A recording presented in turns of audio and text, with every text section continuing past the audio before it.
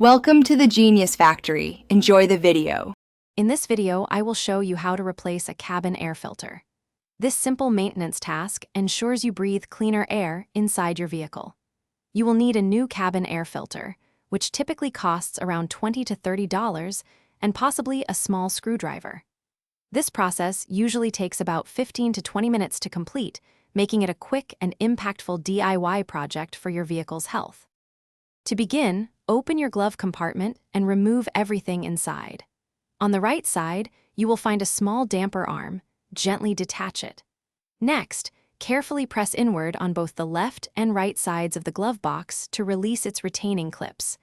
This allows the glove box to swing down fully, revealing the rectangular cabin air filter housing cover behind it. With the housing exposed, locate the two small clips on the cover and unfasten them. Carefully pull the cover off.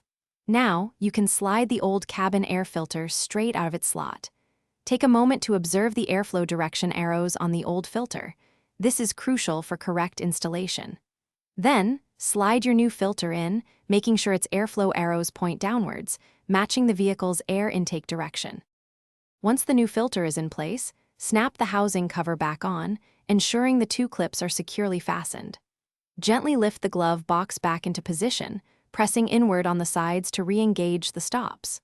Finally, reattach the damper arm on the right side of the glove compartment. You have successfully replaced your cabin air filter, a task that takes less than 20 minutes and significantly enhances your driving experience.